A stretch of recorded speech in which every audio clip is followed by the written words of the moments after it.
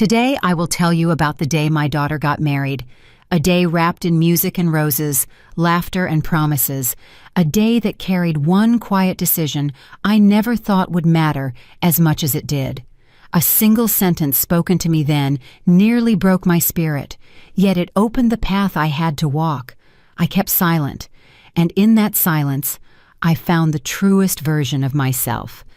If you enjoy stories about the hidden strength of women, the quiet storms they weather, and the lessons only time can teach, remember to like and subscribe. Here in Grandma Life Stories, we share not only tales, but truths that linger. My name is Jennifer Collins. I am 68 years old, a widow, and once upon a time, I balanced ledgers at a small accounting firm in Santa Barbara. People used to say numbers were cold, but I always believed numbers told the truth more kindly than people did. After my husband Henry passed away, I built my days on routine and order because order was the only fence strong enough to hold grief in place. And then came the wedding of my only daughter, Olivia. I had told myself I would not cry, that I would hold my smile like a ribbon, neat and steady, so that she could shine without shadows. I wore my navy dress, simple, pressed, the same color Henry once said made my eyes look younger than they were. I walked into the grand hall filled with chandeliers and the clinking of champagne glasses. Everywhere I turned, there were roses climbing glass vases, violins humming beneath the chatter, and people congratulating each other as if joy were a currency being passed hand to hand. A young usher guided me through the crowd, checking the list clipped to his folder. He smiled politely and said, "Table 15, ma'am." I followed him across the hall. He stopped behind a column, and there stood the table, small, round, tucked neatly out of sight. I took my seat. From where I sat, the column of flowers blocked my view of the aisle. When the music swelled and the guests rose, I had to lean left to glimpse the lace of Olivia's gown, lean right to catch the corner of Anthony's shoulder as he waited. Between those angles, I saw nothing but petals and light. I folded my napkin, smoothed it on my lap, and told myself it did not matter. Yet when the vows began, they reached me only as muffled echoes, like a radio station drifting out of range. I whispered the words I could not hear, for better, for worse, for as long as we both shall live. My lips shaped them alone, as if I were marrying silence itself. During the reception, the laughter swirled in circles I was not invited into. Guests raised glasses, toasts flew like doves. From table 15, I watched Olivia glide between clusters of relatives, Anthony at her side, both of them radiant. When she finally came to me, it was quick. She leaned down, kissed my cheek, whispered, "Thank you, Mom," and was gone before my hand could hold hers. I smiled, because smiling is cheaper than questions. But inside, a quiet ache pressed against my ribs. I realized I was a placeholder, present enough to complete the photograph, hidden enough not to disrupt it. Still, I told myself to be grateful. My daughter was happy. At least, that was the story the room demanded we believe. I let the music cover me, let the chandeliers glitter like stars I could not reach, and stayed still in my chair. The truth is, I did not know that being invisible at that wedding would give me the clarity I needed later. I did not know that by sitting in silence, I was already practicing for the battle ahead. I said nothing about the villa Henry left me, the villa worth $20 million, the home that carried his memory in every brick and beam. I thought I was only protecting my own peace by staying quiet. Instead, I was building a shield I would one day be forced to raise. That night, when I returned home and hung my navy dress back in the closet, I stared at Henry's old photographs on the shelf. His voice seemed to rise from the stillness. "Wait, Jennifer. Wait until the right question is asked by the right person." I pressed my palm to the closet door and whispered, "I did not speak today, Henry. I hope silence was the right choice." The next morning, sunlight filled the villa, golden and calm. But a storm was already gathering, though I could not yet see it.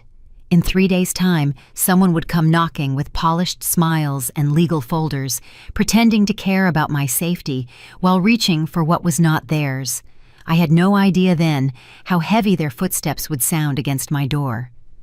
And so, my story began, not with a grand gesture or a raised voice, but with the quiet humiliation of Table 15, a reminder that sometimes the world decides to make you small, but what you do in that smallness, whether you break or whether you wait, can change everything. I thought I was being pushed aside at my daughter's wedding. In truth, I was being prepared.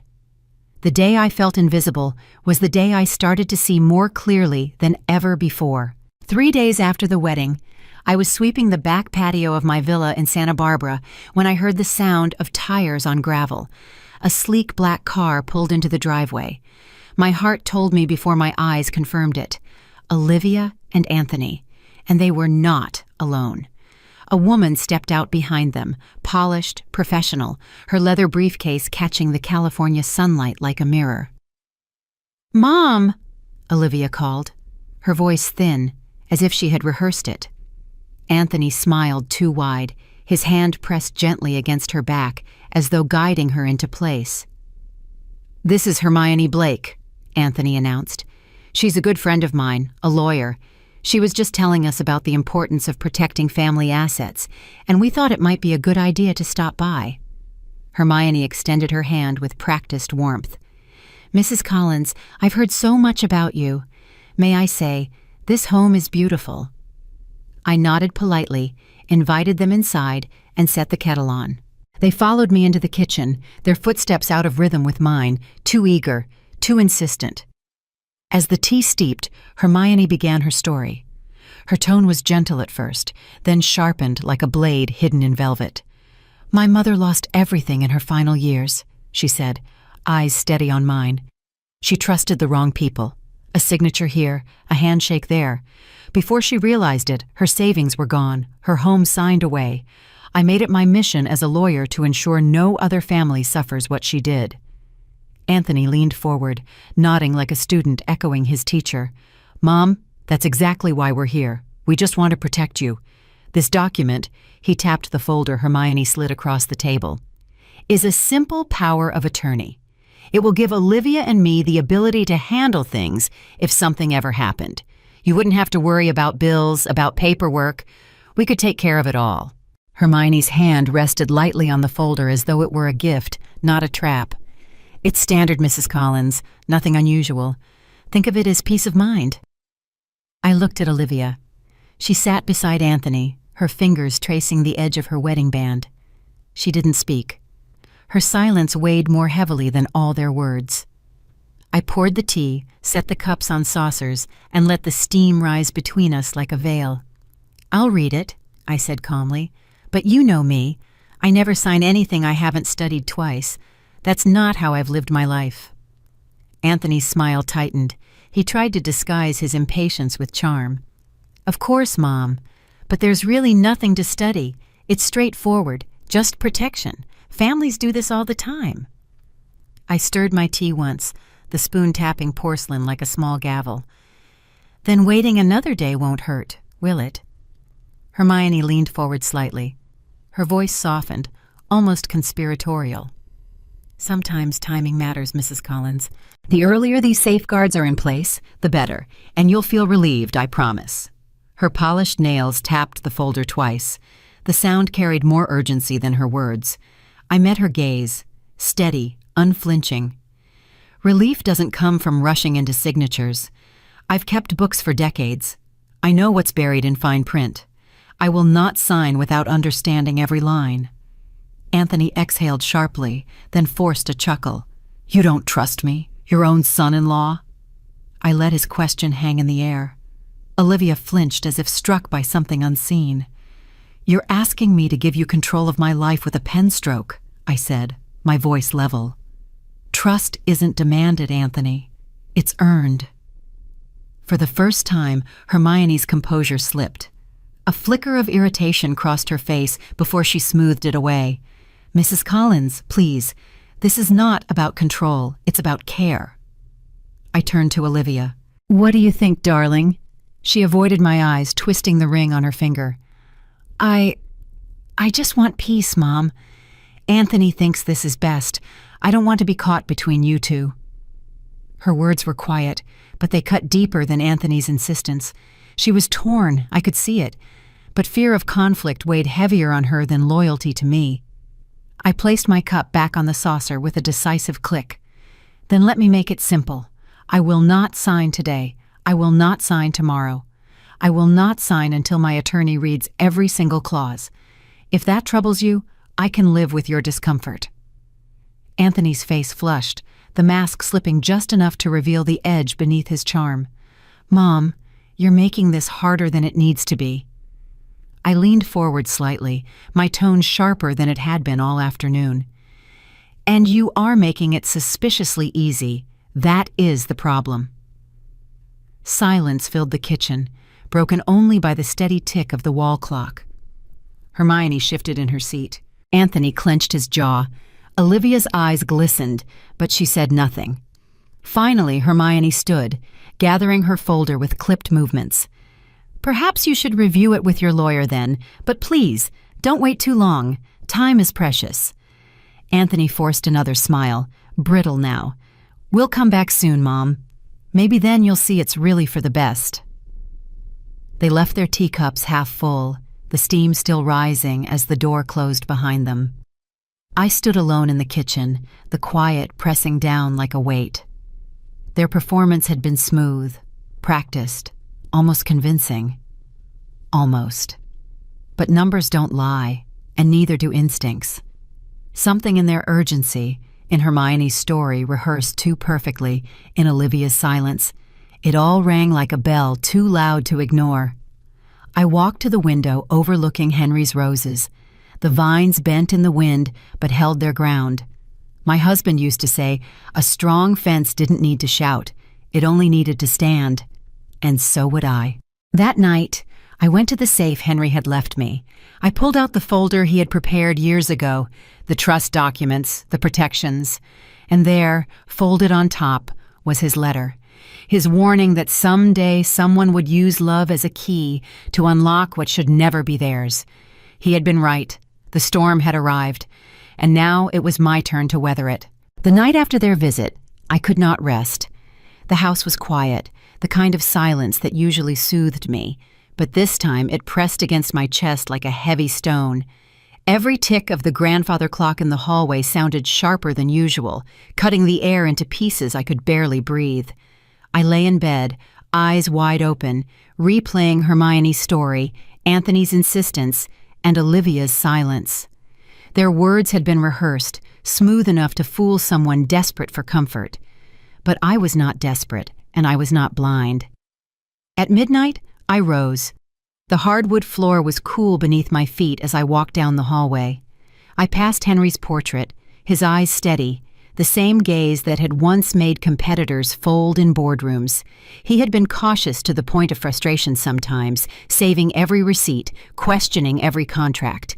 I used to tease him about it. Now I wished I could thank him. I knelt in front of the old safe in my study, its steel door worn but unbreakable. My hands moved with muscle memory, turning the dial, pausing at the clicks Henry had taught me years ago. When the lock released, I felt the same satisfaction I had felt when balancing books to the last cent. Inside, neatly stacked documents waited, preserved as if Henry had known this night would come. On top lay a single envelope, yellowed by time but sealed carefully. My name was written in his hand. I slid my finger under the flap, unfolded the paper, and let his voice rise from the page. Jenny. One day, someone will use love as a reason to unlock what is not theirs. When that day comes, do not open the door unless your heart is certain. Your silence will be your shield. I read it twice, then a third time, the words burning brighter with each pass. Silence. That had been my choice at the wedding, at table 15. It had been my choice again when Anthony pressed me, when Hermione painted her story in soft colors. Henry had been right. He had prepared me for this exact storm. Beneath the letter were thick binders, legal papers bound with ribbons, signatures notarized, seals embossed. I pulled them out and spread them across the desk under the lamplight. The trust Henry had built was a fortress. The villa was locked into a structure designed to withstand exactly the kind of maneuver Anthony and Hermione had attempted. They could argue, they could pressure, they could even threaten, but legally, they could not touch what Henry had safeguarded. I traced his signature on the documents with my fingertip. For a moment, the grief of his absence collided with the strength of his foresight. It felt as though he were still here, guiding my hand, telling me to hold the line. I whispered into the empty room, "You always thought I was too soft, Henry. Maybe you were wrong, or maybe you were shaping me for this exact fight." I closed the binders and sat back, the leather chair creaking under me. I knew what this meant. I could not just wait for them to return with more words and more papers. Waiting would only make me a target easier to corner. No. If this was a game of chess, it was time I moved my first piece. The Jennifer they thought they knew, the quiet widow, grateful for attention, eager for peace, was gone tonight. I had spent decades watching numbers expose lies. Lies always come dressed as favors. Lies always hide in rushed signatures.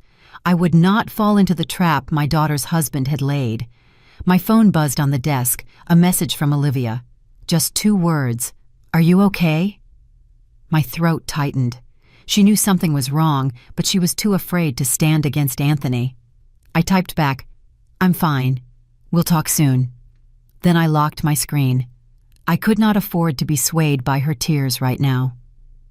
I returned Henry's letter to its envelope and placed it back in the safe. But this time, I did not shut the door. Instead, I left the binders on my desk where I could see them. They were no longer just papers. They were a battle plan, a declaration that I was not a victim waiting to be saved. I stood by the window, looking out at the villa grounds. The ocean wind carried the scent of salt and roses from Henry's garden.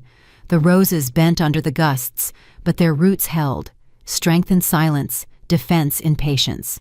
I realized Henry's words were not just legal advice. They were philosophy. They were a reminder that not every fight requires shouting.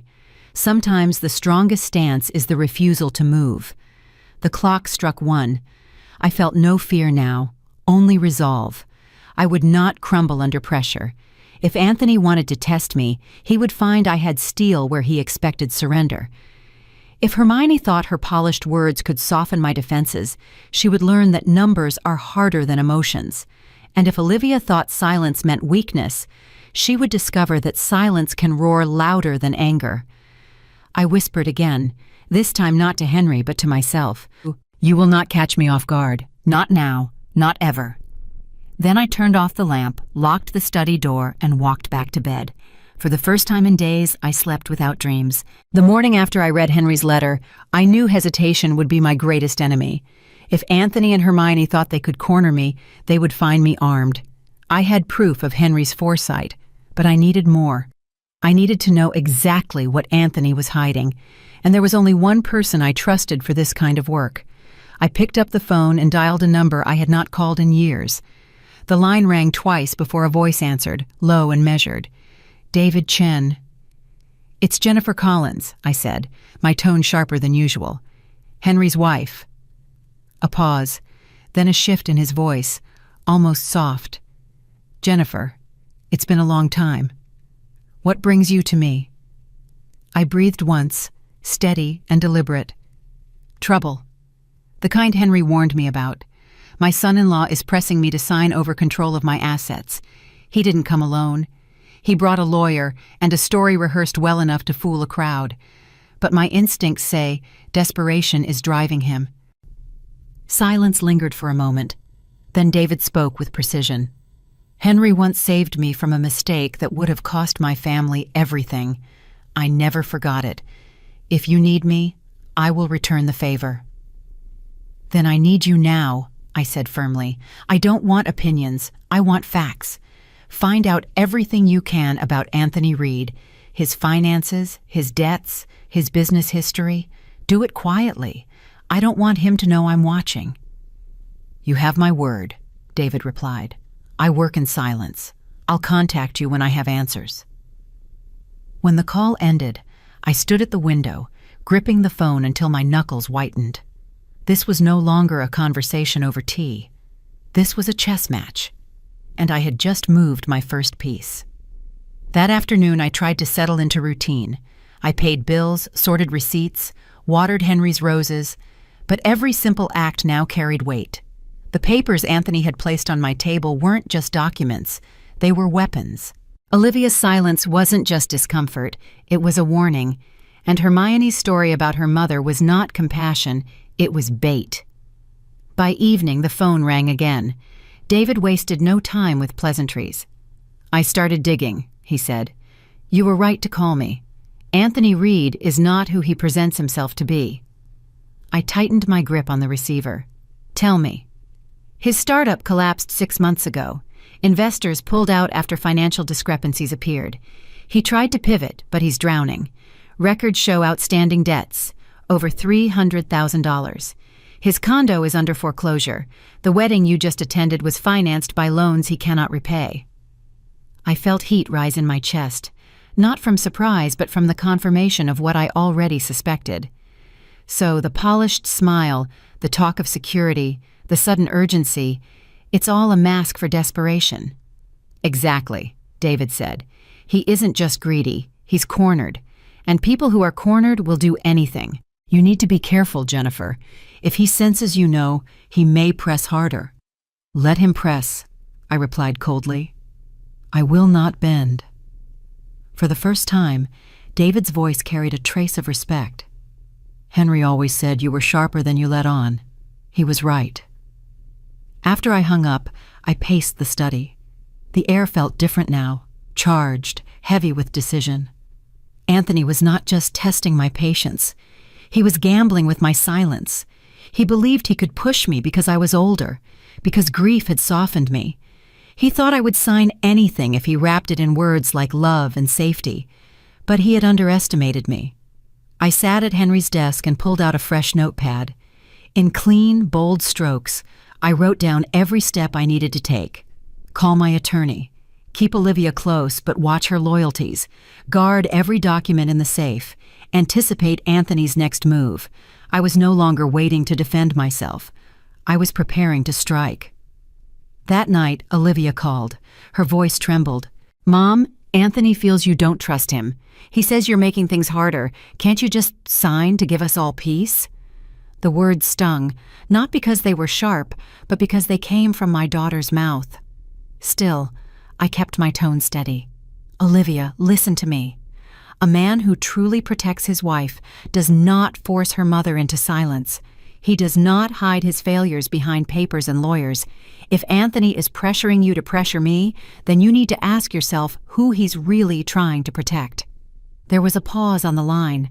I could hear her breath falter, the small crack of doubt forming, but she said nothing more. When she hung up, I sat in the dark, staring at the roses outside swaying in the wind. Anthony's game was clear now. He wanted me to believe this was about love and care, when in truth it was about debt and survival. Hermione was his shield, Olivia his pawn, but I was not the weak square on the board. I was the queen Henry had left standing, and I would move with precision. When I finally lay down, the weight of Henry's letter echoed in my mind. "Your silence will be your shield." I understood now. Silence was not surrender, it was strategy. It was the calm before a calculated strike. Tomorrow, I would sharpen that silence into a weapon. The phone began ringing the morning after David gave me his report. At first I thought it might be him again, with new information. But when I answered, it was Anthony's voice, dripping with sweetness that was too smooth to be real. "Mom," he said, using that word as if it gave him ownership of me. "I just wanted to check on you. You seemed hesitant the other day. You don't trust me? I only want to help you." I didn't respond right away. I let the silence stretch, because silence makes liars nervous. Sure enough, he filled it. "Think of Olivia," he continued. "She deserves peace of mind. She doesn't need the stress of worrying about your bills or your safety. I can shoulder that burden if you let me. Isn't that what family does?" His words were honey, but beneath them, I heard the steel edge of a command.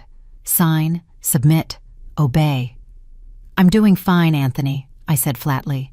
"I've handled my affairs for nearly 70 years. I don't need rescuing." There was a pause, and then his tone sharpened, though he tried to coat it with charm. Why make this harder than it needs to be? One signature, that's all. Are you really telling me you don't trust your own family? I'm telling you I don't sign anything under pressure, I said, and I ended the call before he could press further. The phone rang again that afternoon, then again in the evening. I ignored both times, letting his messages pile up. Each one tried a different tactic: guilt, love, frustration, reassurance. But they all carried the same demand. By the third day, it was Olivia who came to see me. She showed up at my door alone, no polished lawyer, no husband rehearsing lines behind her. Her eyes were red, her shoulders heavy. "Mom," she whispered when I let her in, "I'm stuck in the middle. Anthony says you don't trust him, and that hurts him, but I'm the one who has to live with the tension. Please, just sign. For me." She sat at the kitchen table, her hands trembling as she twisted her wedding ring over and over. I poured her tea, the same way I had when she was a girl crying after school, but she wasn't a girl anymore. She was a woman carrying the weight of a man who didn't deserve her loyalty. "Olivia," I said, sitting across from her, "look at me." Her eyes lifted, wet and desperate. "The man who loves you will never force you to stand between him and your mother. If Anthony is making you choose sides, he isn't protecting you. He's protecting himself." Her lips quivered. "You don't understand, Mom. He says he's doing this for us. He says if you trust him, then I should too. And I do, but—" her voice cracked. "But I can't keep watching you two fight. I need it to stop."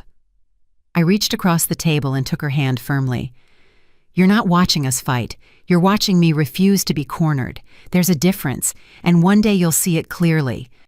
She tried to argue again, but no words came. Tears slid down her cheeks. She pressed her other hand to her face as if hiding could undo what she had said. "I don't want to be the one caught between you," she whispered. "You already are," I answered, "and that's not your fault. It's Anthony's." She shook her head, silent now, tears falling unchecked. I could feel the invisible chains around her, the control, the manipulation, the way Anthony's voice had wrapped itself around her decisions. She wasn't just a daughter asking her mother for peace. She was a woman being used as leverage, pulled like a pawn across a board she didn't even realize she was standing on. I let her cry, but I didn't let go of her hand. My grip was steady, my voice sharper than she was used to hearing from me.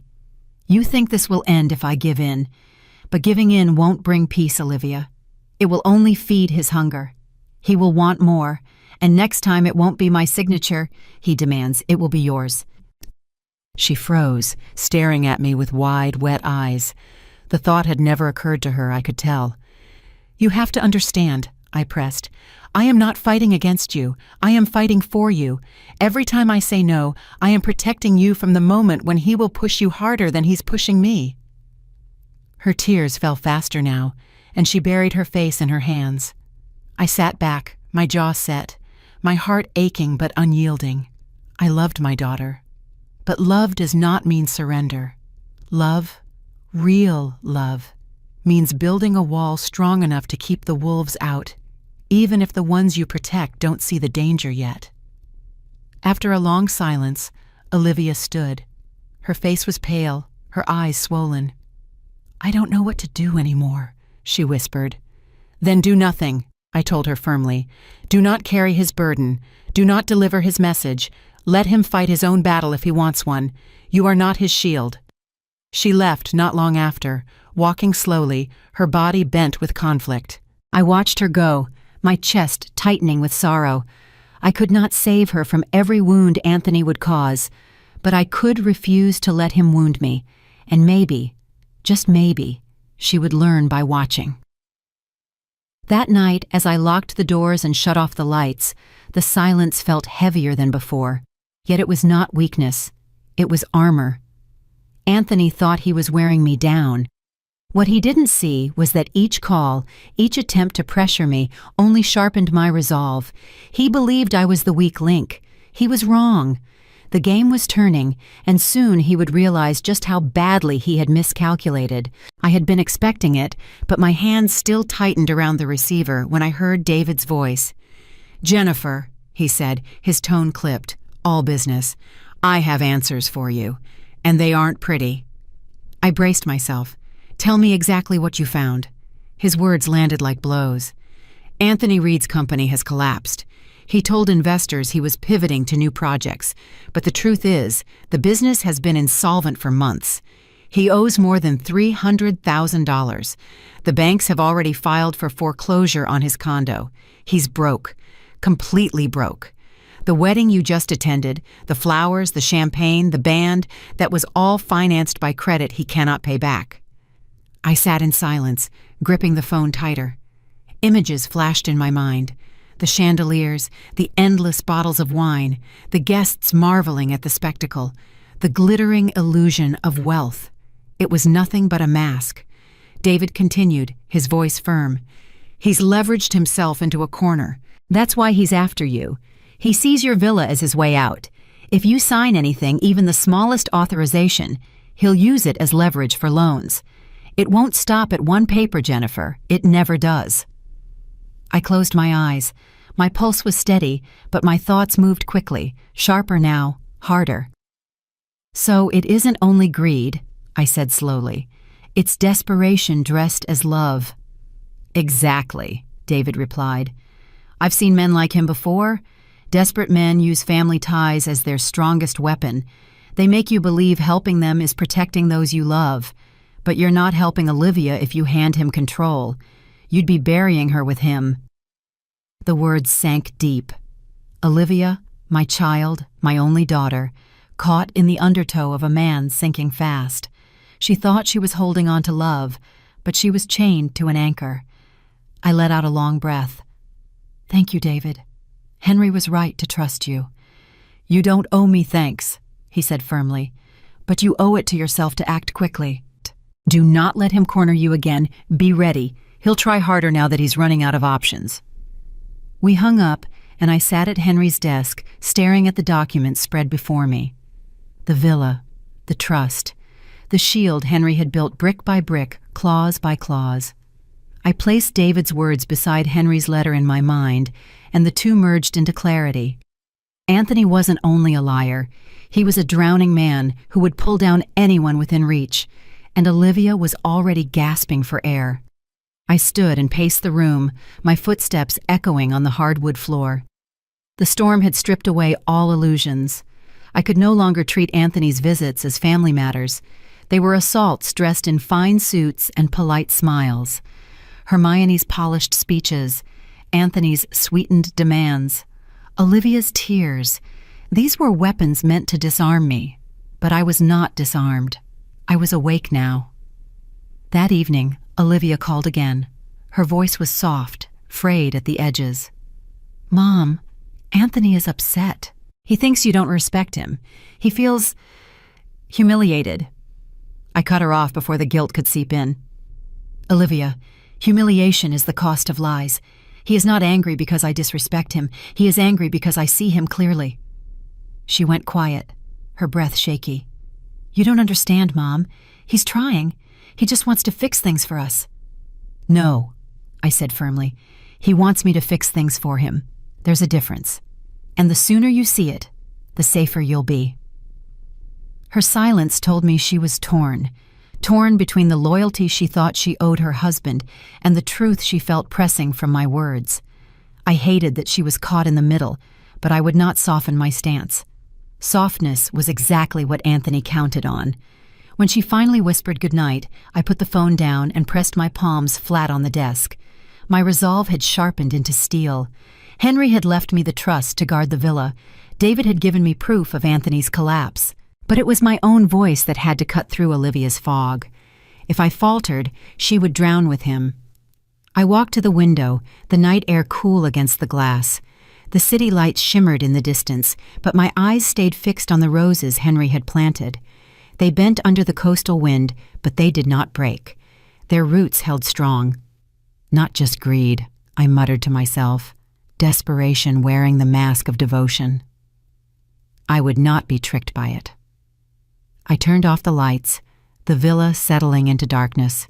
The game had changed. I was no longer the passive piece on the board. I had studied my opponent, and I knew his weakness. Anthony thought desperation made him dangerous. He had not yet learned that clarity makes me stronger. It happened on a gray afternoon, the kind of day when the clouds hang low and the air carries the threat of rain. I had just finished sorting through Henry's files again, reassuring myself that everything was intact, when the sound of hurried footsteps echoed outside the villa. Before I could even reach the door, Anthony pushed it open with Olivia trailing behind him. He carried a folder thick with papers, his smile stretched too tight, his eyes restless. "Mom," he said, his tone urgent but coated with false concern. "Thank God you're home. We need to take care of this immediately. The bank called. They need your signature today, tonight even. If we don't get this done, there will be penalties." He dropped the folder onto my dining table as if it were a gift, but the thud it made sounded more like a threat. Olivia stood behind him, her shoulders stiff, her hands clasped together. She didn't meet my eyes. I could see the guilt already written across her face. Anthony pulled a pen from his jacket pocket and clicked it, the sound sharp in the quiet room. "It's routine, nothing complicated. Just sign here, and you'll be protected from any late fees. We can't let the bank penalize you. Right, Olivia?" She shifted uncomfortably. "Anthony said it was urgent," she murmured, almost apologetically. I didn't move toward the folder. Instead, I studied him carefully. His suit jacket was pressed, but the collar was damp with sweat. His smile was fixed, but his jaw twitched. He was pushing too hard, and desperation seeped through every gesture. "Show me the name of the bank," I said calmly. He opened the folder quickly, flipping past pages before I could catch the headers. His hand hovered over the top line as he slid the signature page toward me. "It's right there, Mom. Everything is lined up. All you need to do is sign." Olivia, caught in his urgency, reached for the pen he had placed in front of me. Her hand trembled as she held it out, the gesture almost pleading. For a moment, I saw her as she had been at 8 years old, nervously offering me her school report card, hoping for approval. Now she was offering me a pen, not because she believed in what she was doing, but because she was trapped between my strength and his pressure. I placed my hand flat on the table, stopping the pen before it reached me. My voice came out low, sharp, and cold. "A bank document that hasn't been reviewed by my attorney will never get my signature. Not today. Not ever." The words froze Olivia mid-motion. She drew her hand back slowly, her cheeks flushing with shame and relief all at once. Anthony's mask cracked. His smile faltered, and a flicker of anger flashed in his eyes before he forced it back under control. "Mom, you're making this more difficult than it needs to be. I'm trying to protect you. Can't you see that?" I leaned back in my chair, my gaze locked on him. Protection doesn't come knocking with sweat on its collar and panic in its voice. Protection doesn't demand urgency. Protection is steady. "You're not protecting me, Anthony. You're protecting yourself." The room tightened around us. Olivia's breathing grew quick and shallow. She whispered, "Anthony, maybe we should let Mom—" But he cut her off sharply. "No, we can't waste time. She doesn't understand what's at stake." I pushed the folder back across the table, the papers sliding toward him with finality. "I understand perfectly, and I'm telling you again, no signature leaves this house without my lawyer's eyes on it. If you can't accept that, then you can leave." For a long moment, no one moved. The tension pressed against the walls, against our lungs. Then Anthony snapped the folder shut and shoved it under his arm. His smile was gone now, replaced by a jaw set like stone. "Fine," he muttered, his voice strained. "We'll discuss this later." He turned abruptly and strode toward the door. Olivia lingered, torn between us. She looked at me, her eyes wide with shame, gratitude, and fear, all tangled together. For a heartbeat, it seemed she might say something, but then she lowered her gaze and followed Anthony out. When the door closed, I stood very still in the quiet villa. My heart was steady, my breathing calm. I had seen through the performance and cut it down before it could grow. I walked to the window and watched them leave. Anthony marched toward the car, his movements clipped, every step fueled by frustration. Olivia trailed behind, her face pale, her eyes fixed on the ground. Even from a distance, I could see her hesitation, the silent conflict written in her body. For the first time, she had witnessed his desperation break through the polished surface, and for the first time, she had seen me stop him cold. As their car pulled out of the driveway, I whispered to myself, that was his first real move. And now he knows I'm not afraid to block him. I turned back to the dining table, the imprint of the folder still visible on the polished wood. My villa, my life, my independence, they were mine to protect. And if Anthony thought he could corner me with rushed papers and feigned urgency, he had just learned how wrong he was. The morning after Anthony's failed stunt with the so-called bank papers, I called my attorney, Margaret Hayes. She had been Henry's trusted counsel for years, a woman with a spine of steel and a mind as sharp as glass. When she picked up the phone, her tone carried the crisp authority I needed. "Jennifer," she said, "I had a feeling I'd hear from you. What's happened?" I laid it out with precision. Anthony's pressure, Hermione's performance, Olivia's tears, and the sudden attempt to push a fake urgency into my home. Margaret didn't interrupt. When I finished, her voice was cool and decisive. "They think you're a soft target," she said. "That was their mistake. It's time to move this out of your kitchen and into neutral ground.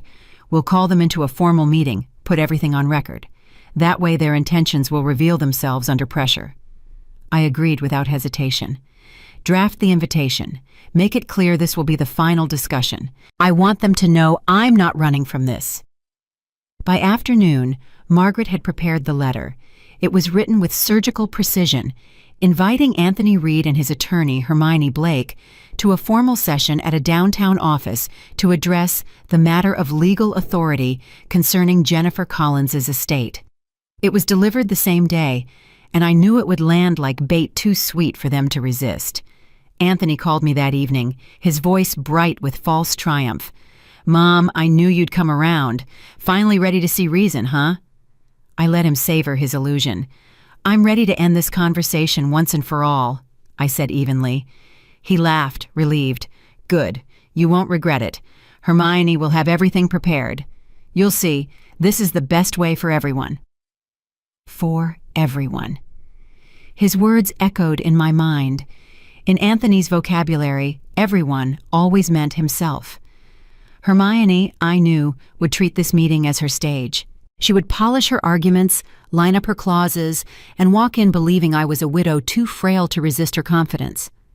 She had no idea I had already seen behind the curtain, thanks to David's investigation. She didn't yet know the truth of Anthony's debts. That would be my advantage.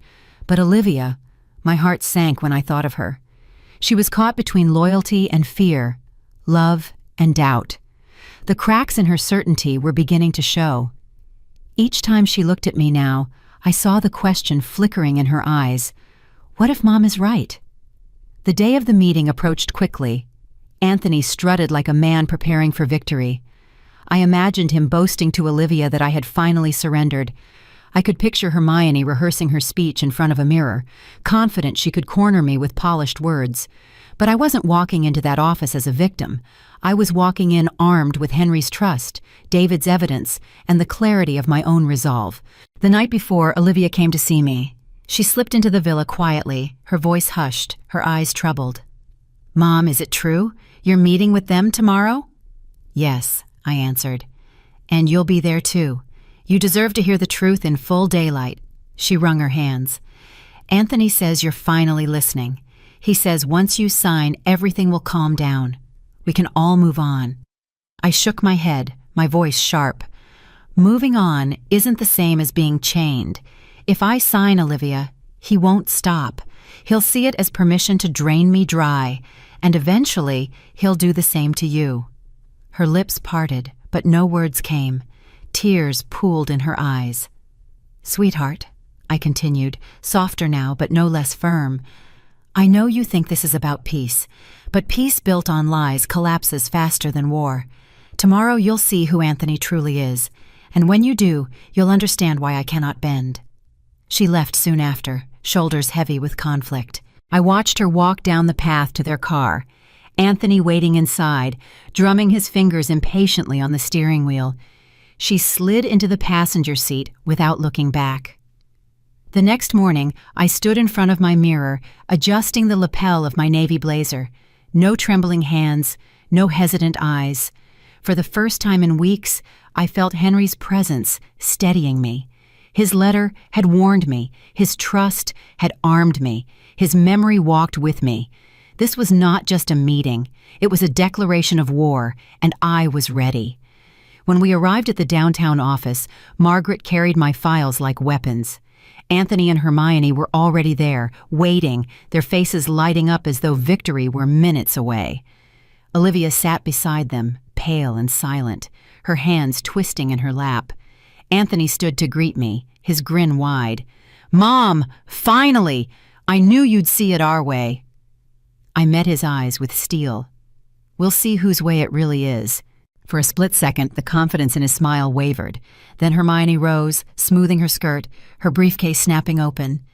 She placed the contracts on the table like cards in a game. "This won't take long, Mrs. Collins," she said smoothly. "It's all very straightforward. Once you sign, your worries will be over." I sat down opposite her, Margaret at my side, Olivia caught between worlds.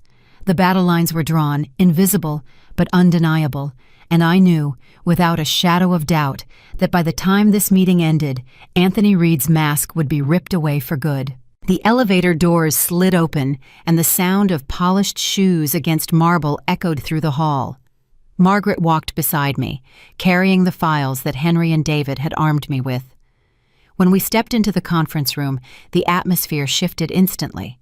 The space was sleek, polished floors, a long mahogany table stretching the length of the room, documents lined up in sharp stacks. The light from the ceiling reflected off the glossy surface like a spotlight aimed at all of us. Anthony was already there, standing in a dark suit that fit him too perfectly, a costume of confidence he didn't truly wear.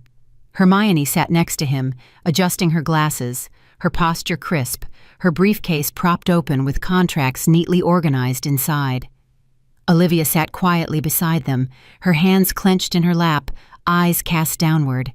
She looked small against the weight of the moment, caught between sides she didn't want to choose. Margaret and I took our seats at the opposite end. I straightened my back, met Anthony's eyes, and let silence settle like heavy stone between us. Anthony broke it first, his smile strained but steady. "Mom, thank you for finally agreeing to this. We can put all the confusion behind us today." Hermione leaned forward, her voice smooth, rehearsed. "Mrs. Collins, our intention is simple. We want to ensure your safety and peace of mind. This power of attorney will allow Olivia and Anthony to handle matters seamlessly on your behalf. It's only precautionary, nothing more." I didn't answer. Margaret slid her legal pad across the table and tapped her pen once, a sharp reminder that we weren't here to be lulled by stories. Anthony pressed on, trying to mask impatience as warmth. "You don't need to worry, Mom. We'll handle everything. Bills, property, legal issues. You can just relax, finally." I tilted my head, my voice calm but edged. "I've managed my affairs longer than you've been alive, Anthony. Relaxation doesn't come from signing away control." Hermione jumped in quickly, sensing his falter. "Mrs. Collins, I know trust is difficult. Let me assure you, this is the most common, sensible safeguard for someone in your position. You've worked hard all your life. Isn't it time you let family protect you?" Her tone was flawless, her delivery precise. If I hadn't seen the truth already, I might have believed her. But I had David's report, Henry's letter, and my own instincts carved from decades of balancing truth against lies. I leaned forward slightly. "You're telling me this is for my safety. Yet your urgency, your timing, your insistence, it all points to something else. If this were truly about my protection, why the rush? Why the pressure? Why the constant calls?" Anthony's jaw tightened. He forced another smile, but his voice betrayed a crack. "Because time matters, Mom. The longer you delay, the more vulnerable you are. Don't you see? We're trying to help." I let the silence hang again. Across the table, Olivia finally looked up. Her eyes darted between us, fear flickering in them. I saw her chest rise and fall quickly, the quiet panic of someone who knows she's witnessing a battle she cannot control. Margaret cleared her throat, speaking with deliberate firmness. Mrs. Collins is not obligated to sign anything today. In fact, Mr. Reed, you and your counsel should know she is fully protected by a trust established years ago. That trust makes these documents irrelevant. Your request has no standing. The words landed heavy. Hermione's eyes widened briefly, but she recovered quickly, flipping through her papers as if searching for a counter. Anthony's confidence slipped further, his smile now a thin, brittle line. I didn't move. I wanted them to feel the weight of the shield Henry had built, the fortress they hadn't accounted for. Anthony leaned forward, his voice low, urgent. Mom, don't do this. Don't let outsiders put a wall between us. I'm your family. Olivia is your daughter. We're not enemies. I kept my gaze locked on his. Family doesn't lie. Family doesn't trick. Family doesn't drag lawyers into kitchens to push signatures. You've shown me exactly what you are, and it is not family. The room fell silent again. Olivia's eyes brimmed with tears, her fingers tightening around each other as if holding on to something fragile.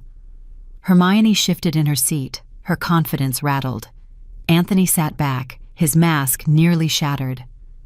I let my voice cut through the quiet, sharp, and unyielding. If you came here expecting me to surrender, you miscalculated. This meeting isn't my concession. It's my line in the sand. Anthony's face flushed red, his composure breaking for the first time. Hermione reached for his arm, trying to steady him, but the crack had already formed. Margaret closed her folder with a decisive snap. My client has spoken. Unless there's legitimate business to discuss, this session is over. I rose from my chair, calm and unshaken. My heart was steady, my mind sharper than ever. Across the table, Olivia's tears slipped silently down her cheeks. She didn't speak, but the look she gave me, half sorrow, half gratitude, told me she was beginning to see. This was no longer just about signatures or papers. This was about truth tearing through illusion, and the next move would shatter the mask completely. The conference room had gone silent for a moment, heavy with anticipation. Hermione adjusted her glasses, folded her hands neatly on the table, and leaned forward as though she were about to deliver a sermon.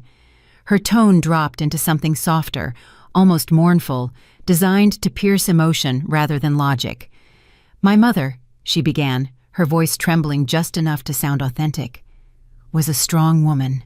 She raised me alone, worked until her hands cracked, saved every dollar. But in her final years, she trusted the wrong people. She believed that love and promises would protect her. She signed away rights without knowing what she'd done. I stood by and watched the home she built disappear, watched strangers take everything. I vowed never to let another family suffer that fate. Her words lingered in the air like incense, meant to cloud judgment. She even lowered her gaze, pressing her lips together, as though steadying herself from grief.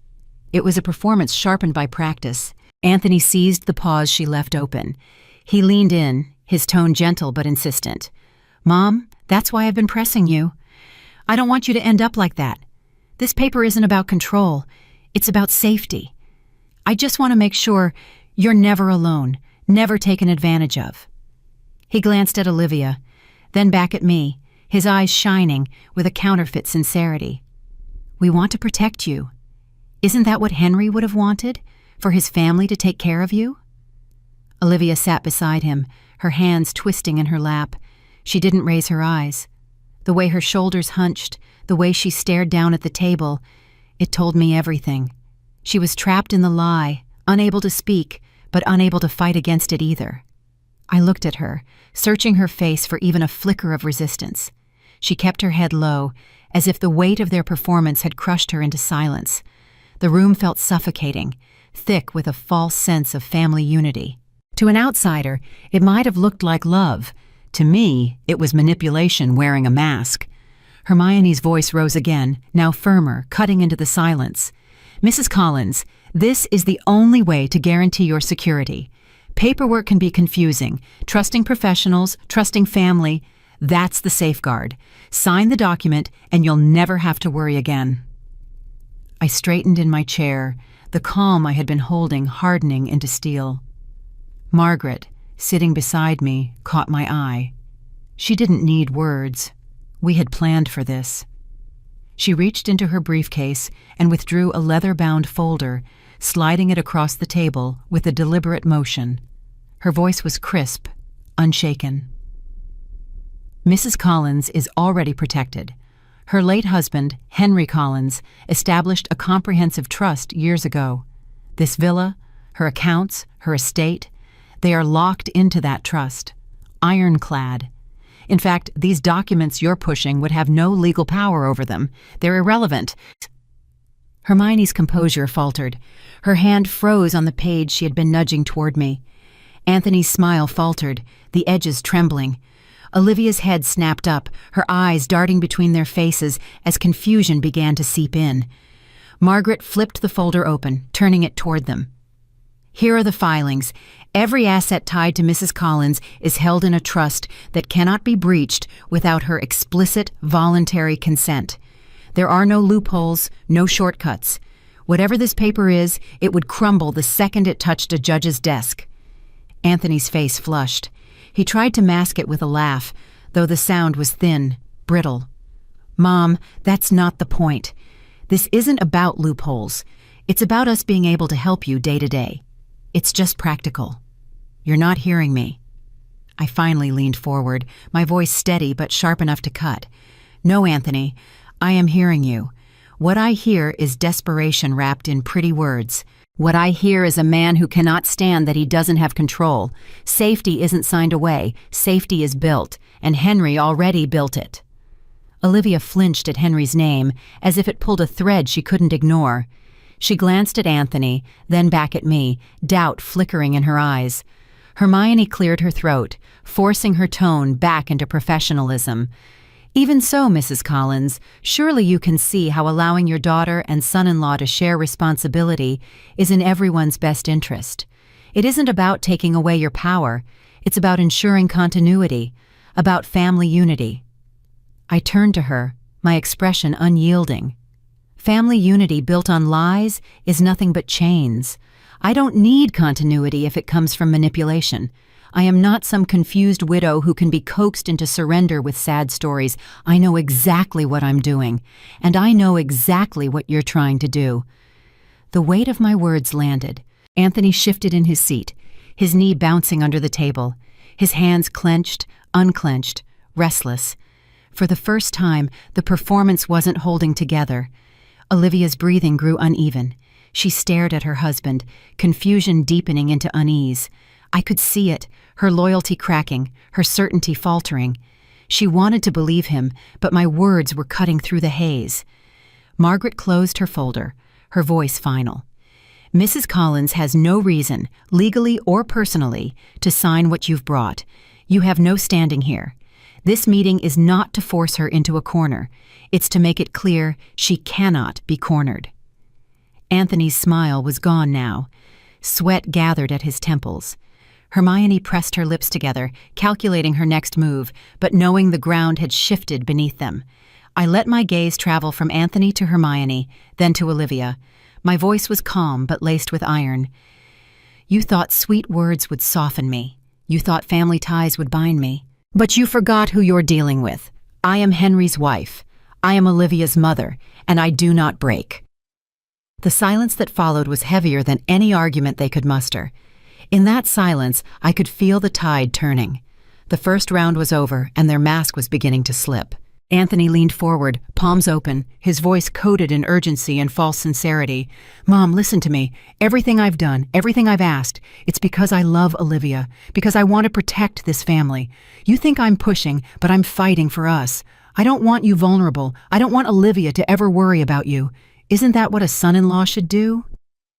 He thought the performance would sway me. His tone wavered between desperation and rehearsed devotion, the perfect mix to disarm someone clinging to hope. Olivia's eyes shimmered with tears. Her face flushed, but she still avoided my gaze. Hermione adjusted her glasses, nodding subtly, as if Anthony's words were evidence of his noble heart. But I had heard enough. I reached calmly into my folder, withdrew the documents David had delivered, and set them down on the table with a sharp, deliberate sound that cut through his pleading tone. "Anthony," I said, my voice hard as steel, "you talk about family. You talk about love. So tell me this. What about the $300,000 in debt you've buried under false promises? What about the foreclosure notice the bank sent you last week? Was that also for love? Was that to protect Olivia?" The silence that followed was absolute. It was as if the air had been sucked out of the room. The hum of the fluorescent lights above seemed suddenly louder, the tick of the wall clock pounding like a drum. My words hung between us, unrelenting, impossible to deny. Anthony's face drained of color. The confident son-in-law, the charming businessman, the self-appointed protector, gone in an instant. His lips parted, but no sound came out. His eyes darted to Olivia, then to Hermione, searching for an escape, a lifeline, but there was none. Hermione's hand froze on her legal pad. Her eyes widened, disbelief flashing across her face. She had walked into this room convinced she was defending a man of principle. Now she realized she had been used. The ground under her arguments crumbled in a single blow. Olivia's body trembled. She lifted her eyes to Anthony, confusion and horror battling in her gaze. "Is it true?" Her voice cracked, raw, like glass under pressure. "Anthony, is it true?" Anthony swallowed hard, his jaw tightening, but he couldn't look at her. The silence was his confession. Hermione pushed her chair back slightly, her voice breaking through the tension. "You told me this was about protecting your mother-in-law. You told me this was preventative. You never said a word about debt." Her voice shook with fury. She felt betrayed, just as Olivia did, just as they expected me to be. Anthony finally snapped, slamming his hand against the table. "I had no choice." His mask shattered, voice rising into raw panic. "Everything was falling apart and no one would help me. I needed leverage. If she had just signed, if she had just trusted me, we could have saved everything." I leaned forward, my voice cutting through his outburst like a blade. "Don't you dare twist this. You didn't want to save us. You wanted to save yourself. You used Olivia. You used Hermione. You tried to use me, and you did it all under the disguise of family." Olivia flinched at my words, but she didn't deny them. Her tears spilled freely now, her breathing uneven. She whispered, barely audible, "You lied to me. All this time you lied." Anthony turned to her, desperate, his voice cracking. "I did it for us, Olivia. I wanted to keep our life, our home. I wanted to give you the wedding you deserved. I wanted to keep the image alive." She shook her head violently, pushing back her chair. "You gave me a mask. You paraded me in front of people while hiding everything from me. You didn't give me love. You gave me debt, dressed in tuxedos and flowers." Hermione stood, gathering her things with trembling hands. Her face was pale, her voice clipped. "I won't be part of this anymore. I won't defend lies." She looked at me, her eyes heavy with something like shame. "Mrs. Collins, I'm sorry. I didn't know." And just like that, she walked out, the echo of her heels punctuating the silence. Anthony slumped back into his chair, broken, his facade stripped away. The room, moments ago heavy with his confidence, now reeked of desperation exposed. I looked at Olivia. Her face was streaked with tears, her body shaking, but in her eyes, clarity began to bloom. "Money can be rebuilt," I told her, my tone softening just for her. "But trust cannot. You have seen now who he truly is. The choice is yours, Olivia, not mine." She stared at me, then at Anthony, who sat pale and defeated. Finally she stood. Her voice wavered but carried strength. "I can't do this anymore. I can't live in lies. Mom is right." Anthony looked up at her, his eyes wide, but she didn't falter. She stepped around the table, closer to me, her tears still falling, but her resolve clear. The room was silent once more, but this time it was not fear, it was finality. The decisive blow had landed. The battle was no longer about me. It was about Olivia seeing the truth with her own eyes, and Anthony, stripped bare, could not hide from it anymore. The room was heavy with the wreckage of truth. Anthony sat hunched, pale and silent, his mask shattered. Hermione stood off to the side, her files clutched to her chest, eyes clouded with bitterness. Olivia trembled, caught in the space between us, her face streaked with tears. I turned to her steady, my voice sharp but not unkind. Money can be rebuilt, Olivia. Trust cannot. So I'll ask you one question, and you must answer with your heart.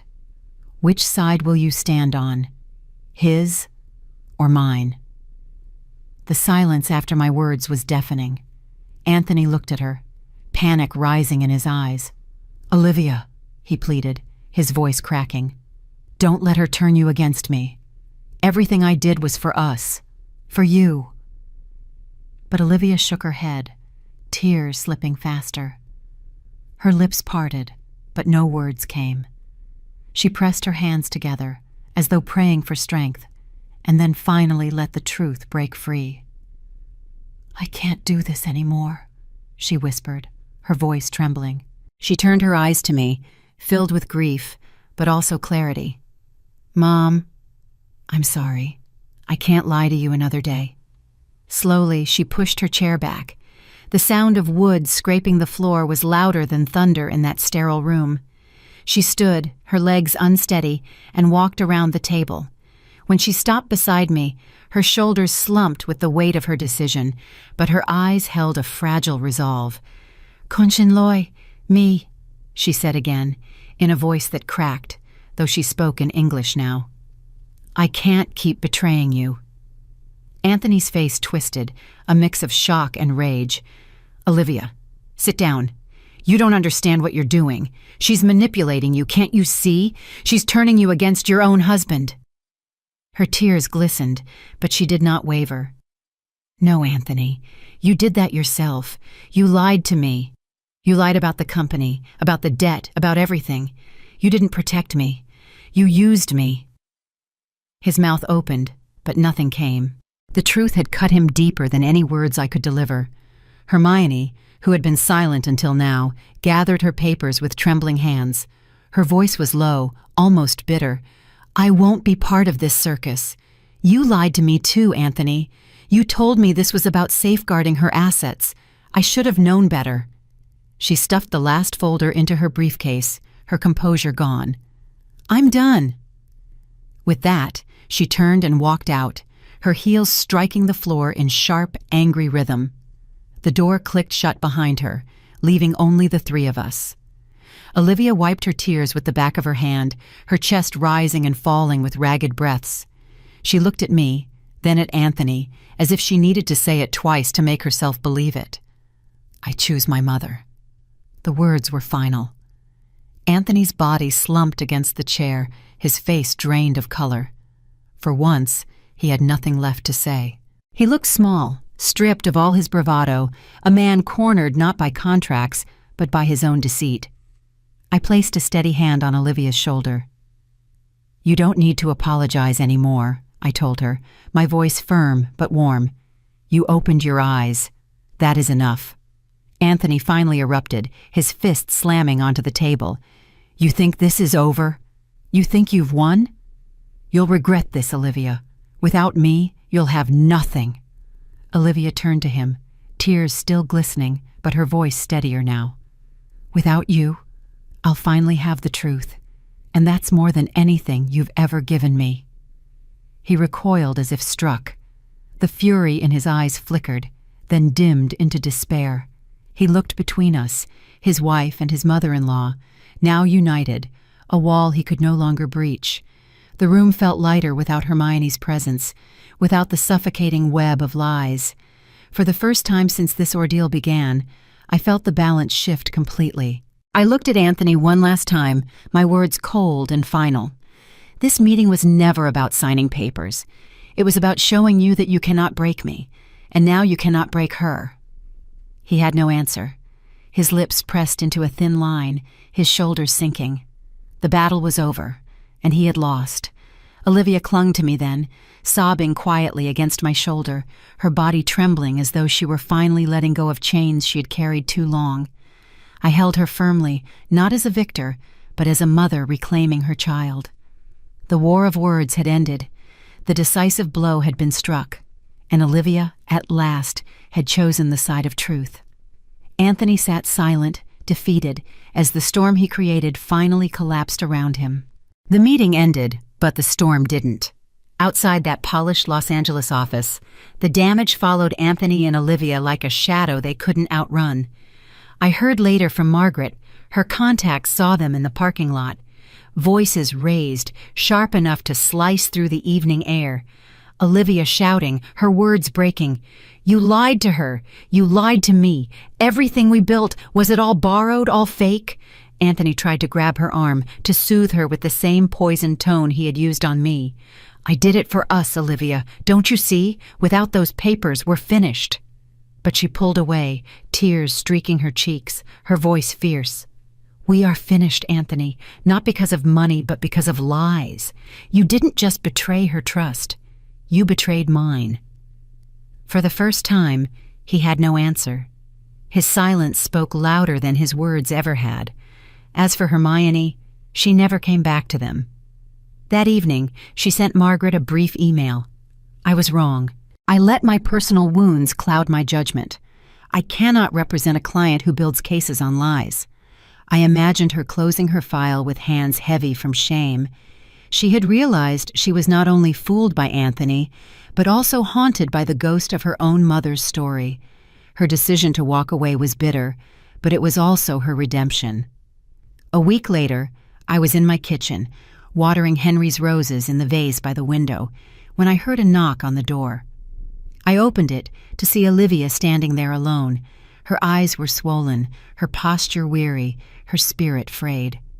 "Mom?" she whispered, voice trembling. "I don't know where else to go." I led her inside. She sat at the table where Anthony once placed his folder of lies. Her hands shook as she wrapped them around the mug of tea I gave her. For a long moment she didn't speak. When she did, her words tumbled out, raw and broken. "I believed him.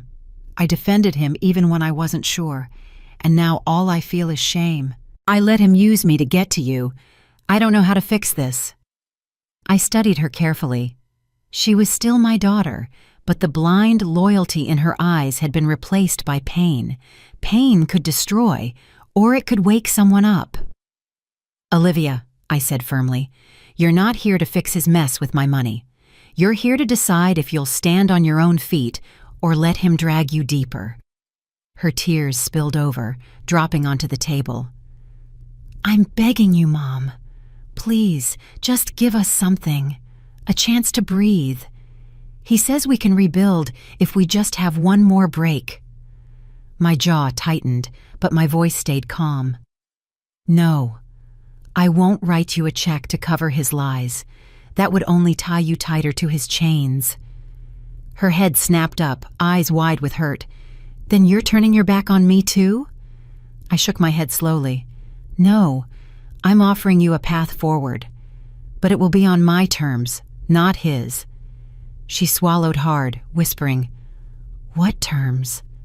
I leaned in, my voice steel. "First, counseling. Financial and marital. Both of you sit in front of professionals who will cut through his excuses. Second, if he proves he can hold a steady job and take responsibility without dragging you down, then I will consider a structured loan, not a gift, a loan, and one he'll have to work to repay." Olivia blinked at me, her tears slowing, her mind trying to wrap around what I said. "So you'd still help us?" "I'll help you," I corrected sharply. "But I will not rescue him. Understand the difference." She covered her mouth with her hand, muffling a sob. Relief and despair clashed on her face. "I don't know if he'll ever change." "That's not for me to decide," I said firmly. "That's for him to prove, and for you to decide if he's worth waiting for." Her eyes softened then, gratitude seeping through the grief. "You're stronger than I ever realized, Mom." I reached across the table, laying my hand over hers. No, Olivia, I'm not stronger. I'm just done letting lies run this family. Henry built protections for me. Now I'm building them for you. She squeezed my hand, her shoulders trembling. I'll try, Mom. I promise I'll try. For the first time in weeks, I saw not just my daughter, but the girl who once trusted me with everything, who once believed I could fix any storm. She was older now, scarred, but maybe ready to learn. As she left that evening, I stood at the door watching her walk to her car. She wasn't walking with certainty, but she was walking without Anthony at her side. That alone was progress. The consequences of their schemes had cracked every illusion. Anthony had lost his mask, Hermione had walked away, and Olivia stood trembling but freer than before. The storm had not ended, but the control had shifted. The lies no longer held power in my home. I whispered into the quiet house, almost to Henry's memory. They thought they'd bury me in paper and signatures. Instead, they buried themselves. 6 months passed like the slow turning of seasons. The storm that once rattled my walls had quieted, leaving behind a clearer sky. Life didn't return to what it was before. It never does. But it settled into something steadier, something earned. Every Tuesday morning, I stood at the front of a modest classroom inside the Santa Barbara Community Center. The whiteboard behind me was filled with numbers, charts, and bold letters that read "Financial Independence for Seniors." The seats were filled with men and women in their 60s, 70s, even 80s, all leaning forward, notebooks open, pens poised. I told them my story, not the details of names or debts, but the lessons. How manipulation often comes dressed in love, how signatures can bind lives and silence can shield them. I taught them how to read loan terms, how to question fine print, how to never surrender control without clarity. Your independence, I said firmly, my voice echoing in the room, isn't just about money. It's about dignity. Once you hand it away, you may never get it back. Eyes widened, heads nodded, and hands scribbled notes. And when class ended, they lined up not to thank me for the formulas on the board, but for the strength behind the words. One woman clasped my hand tightly. You made me realize I'm not weak for saying no. That was worth more than any inheritance I had ever protected. When I returned home that afternoon, the villa was bathed in golden light. Henry's roses bloomed outside the window, their fragrance drifting in with the ocean breeze. I set my bag on the table and noticed the mail stacked neatly by the door. Among the bills and flyers, one envelope caught my eye, its edges worn from travel, a colorful stamp in the corner. It was a postcard. On the front was a photograph of a small, single-story house with peeling paint but a sturdy roof. In front of it stood Olivia and Anthony. Their clothes were plain, their smiles tired but real. And Anthony wore a uniform, a faded shirt with the patch of a construction company stitched over the pocket. His hands, rough and dusted with work, rested gently on Olivia's shoulders. I turned the card over, and Olivia's handwriting met me, uneven, but full of life. Mom, we've started again. It's not glamorous, but it's honest. Anthony has work, real work, and we're paying what we owe piece by piece. Thank you for showing me what a real foundation looks like. We're building one now, together. Love, Olivia. I held the card for a long moment, my thumb brushing the words. My chest ached, not with pain, but with something deeper. A quiet pride, a recognition that sometimes people had to collapse completely before they could stand again. I walked to the mantel where Henry's photograph rested in its frame. He was smiling in the picture, the corners of his eyes crinkled in the way they always had when he looked at me. I set the postcard down beside it, aligning the edges carefully, as though the two belonged together.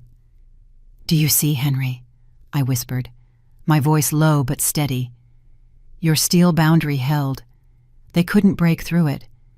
But even now, our love for Olivia remains open. She found her way back. The room was silent except for the faint rustle of the roses outside.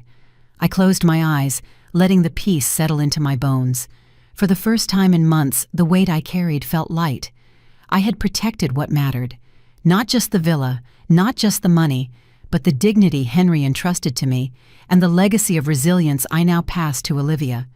The world had tested me with lies dressed as love. I had answered with truth and steel, and the lesson would live on, not just in me, but in every student in my class, in every senior who refused to be silenced, and in my daughter, who finally saw what strength truly looked like. I exhaled slowly, my hand resting on the frame and the postcard beside it.